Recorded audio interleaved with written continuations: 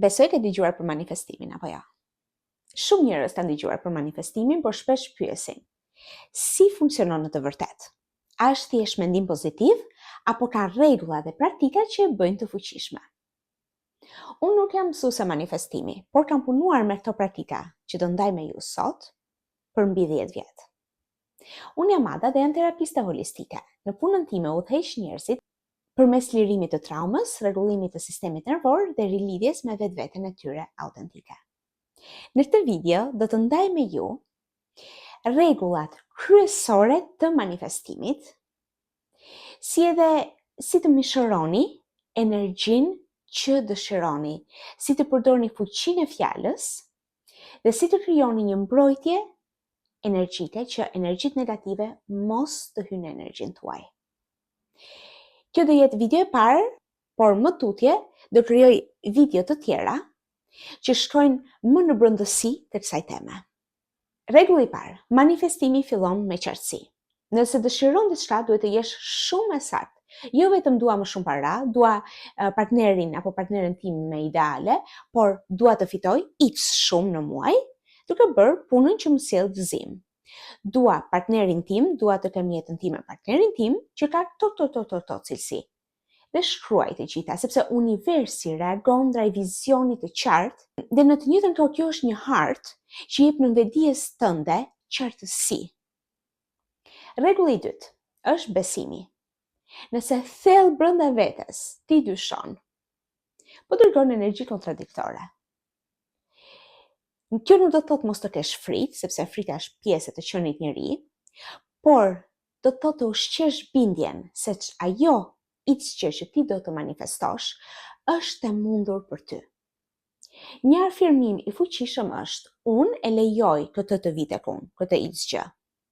Kjo është e mundur për mua dhe është e sigurt për mua ta kem këtë gjë në jetën time. 3. Energjia që ndjejmë është magneti i manifestimit. Kjo do të thotë që duhet të ndihesh sikur tashmë e ke këtë gjë. Për të do bëj një video më tutje që shkon më në detaj se si ta bësh këtë gjë, por fillo duke pyetur veten: si do ndihem unë kur kjo dëshirë që unë dua, kjo që unë dua të manifestoj, është bërë realitet? Si do ndihem? Do jem e lëzuar, do kem liri, do kem dashuri? Si do ndihem? Dhe shkruaj të gjitha. Dhe pastaj fillo të mishërosh sot çdo gjë. Do të thotë, nëse do të manifestosh dashurinë në jetën tënde, sillu me dashuri me veten. Nuk mund të japësh dikujt dashuri nëse nuk do veten tënde. Nëse do bollëk, praktiko mirënjohje çdo ditë. Krijo një listë për çfarë je mirënjohëse në jetën tënde. Fillo aty. Nëse do sukses, shiko se si mund të ecësh, të sillesh, të flasësh si dikush që tashmë jeton në sukses. Kur vibrimi yt është në lidhje me atë që ti dëshiron të manifestosh, tërheq më shumë dhe me më shumë lehtësi. 4. Fuqia e fjalës. Fjalët janë energji. Çdo gjë që thua është një urdhër që në vetdia dhe universi e dëgjojnë. Pra nëse thua vetes nuk do ja dal kurrë, po bllokon veten. Nëse thua unë jam në proces, çdo ditë bëhem më e fortë, atëherë po i hap rrugën manifestimit.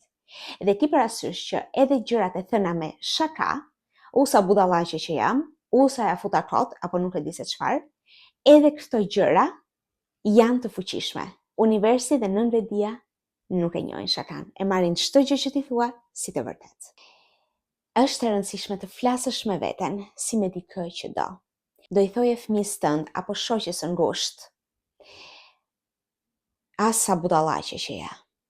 Pse vetes ja themi këto gjëra, por një personi që duam nuk ja themi këto gjëra? Pra fillo të flasësh me veten tënde, ashtu siç flet me njerëzit që do.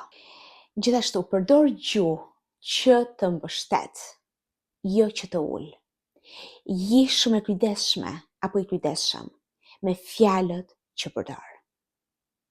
Fjalë që të ngrejnë, që t'japin besim dhe jo fjalë që të ulin. Dhe ki parasysh kur njerëzit të ulin, ndoshta do të bëj edhe një video në lidhje me këtë, po ndoshta është momenti për t'i bllokuar njerëzit që faktikisht të ulin. Në të njëjtën kohë, kur flet me të tjerët, zgjidh fjalë që përçojnë energjinë që dëshiron të manifestosh. Zgjidh fjalë që kanë në bazën e tyre dashuri, bollëk, qetësi. Sepse fjalët janë si fara. Çfarë mbjell sot, do të korrësh nesër. Të ishin 9 pika të pjesës së zgjedhjes së fjalës. Tani pika e 5. Manifestimi nuk është thjesht të thuash çfarë do thuash dhe të presësh, por do të thotë të bashkë krijosh.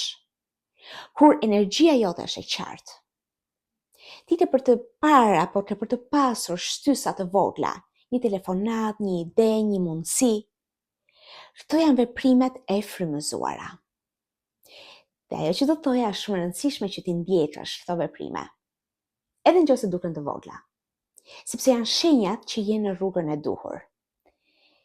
Pra, nuk qëndro në shtëpi, po bëhesh e vetëdijshme për gjërat e vogla që ndodhin rreth teje dhe i ndjek. Pra, merr një hap kundrejt bërjes së këtij, së gjës që ti do të manifestosh në realitet. 6. Lëshimi dhe mirënjohja. Ndoshta pjesa më e vështirë është lëshimi.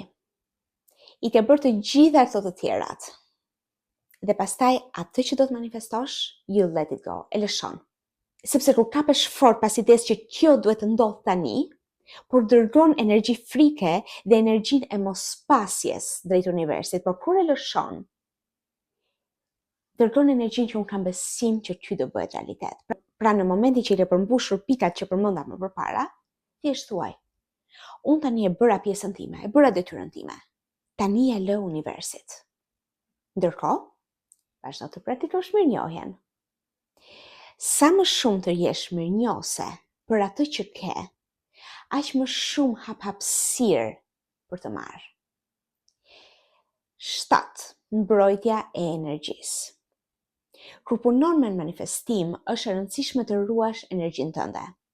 Ndaj krijoj një fortesë të pathyeshme energjike. Mënyra se si unë e bëj është që imagjinoj një piramidë prej drite të bardhë, përreth trupit tim, makinës, shtëpisë, fëmijës tim, përreth njerëzve që unë dua. Pra imagjinoj një piramidë të bardhë prej drite përreth teje dhe çdo gjëje që është pranë teje. Mbyll sy dhe thuaj, unë më shiroj këtë energji, dashuri, bollëk, qetësi, çfarë do lloj gjëje që po mundohesh të manifestosh. Çdo gjë që nuk përputhet me këtë frekuencë, nuk ka vend këtu. Dhe imagjino që vetëm kjo lloj energjie që ti do të manifestosh, dhe vetëm energjia pozitive mund të hyjë në këtë piramidë, çdo gjë tjetër është jashtë. Dhe pastaj mbylle me jam e pathyeshme në energjinë time. Vetëm ajo që është në harmoni me dashurinë dhe qëllimin tim, hyn këtu. Pra, për ta përmbledhur, dhe këto janë rregullat kryesore. Më vonë do bëj video të tjera që shkojnë në detaje, që shpjegojnë çdo rregull në detaje. Për ta përmbledhur, qartësi në atë që dëshiron. Besim se është e mundur, mishërim i emocioneve dhe energjisë, fuqia e fjalës, veprim i frymëzuar, do me thënë të bësh veprimet që të çojnë drejt asaj që do të manifestosh, lëshimi dhe mirënjohja dhe fortesa e brendshme energjike për mbrojtje. Ki parasysh që manifestimi nuk është vetëm mendim pozitiv. Është harmonia e mendjes, trupit, fjalës dhe shpirtit me atë që ti dëshiron. Kur kjo ndodh, kur çdo gjë përreth teje është në harmoni, realiteti fillon të ndryshojë. Ndoshta nuk e bëre javën e parë, por me kalimin e kohës, duke bërë këto gjëra praktika të përditshme, të shohësh ndryshimin. Të ftoj të provosh këto me një qëllim të vogël këtë javë apo këtë muaj dhe shiko shenjat që universi të sjell. Nëse mesazhi të frymëzoi, të lutem ndaj përvojën tënde në komente, unë i përgjigjem personalisht komenteve kur kam kohë dhe abonohu për më shumë praktike shëruese çdo javë. Faleminderit.